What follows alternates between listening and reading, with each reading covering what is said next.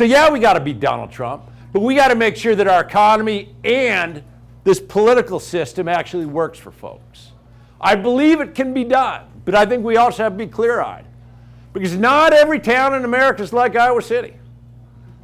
Meaning that if we don't change our strategy, if we don't win back some of the places that we lost last time, if we can't give people a reason to vote for us, not just against him, we got to be clear-eyed that Donald Trump sure can win again.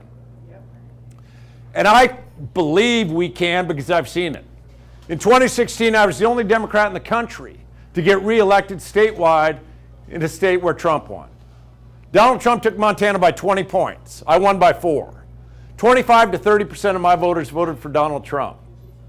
And a lesson in there that we can't write off places just because we lost last time. I don't have the luxury in going around in the 4th largest state in the country and just saying, I'm going to look for the Iowa cities of the world, right? Not just chasing pockets of blue. I actually have to go out and engage with folks all along. And that's what we need to be doing to make sure that we can win.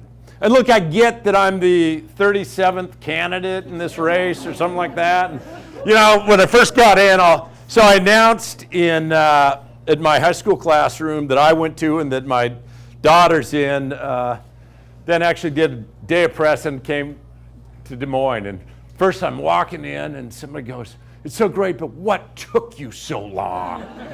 And fact of the matter is I had a job to do.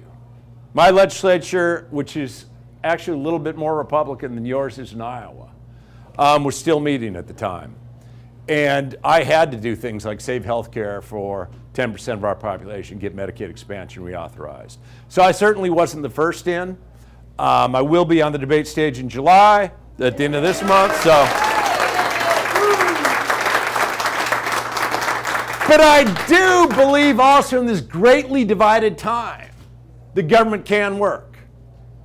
So I said my legislature is 60% Republican.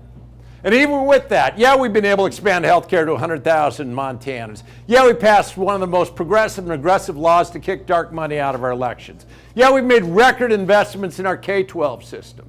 We froze college tuition. We have the 4th lowest tuition and fees in the nation because of the investments we're making at the state level, unlike, candidly, what's happened in Iowa.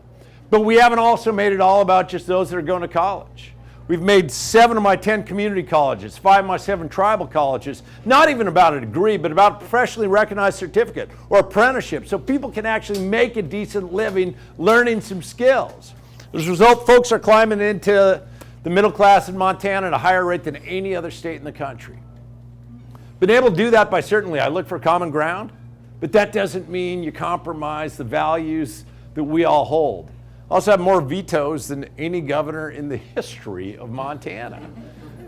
I have stopped every single attack on a woman's right to make her own health care decisions, because those aren't my decisions.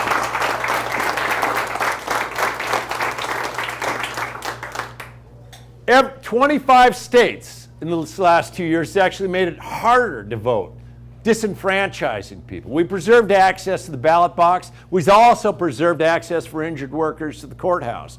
I've kept our public lands in public hands and certainly rolled back any efforts to turn around and gut renewable portfolio standards in areas like that. And as a former union side labor lawyer, I've protected every single time the right to organize and collectively bargain.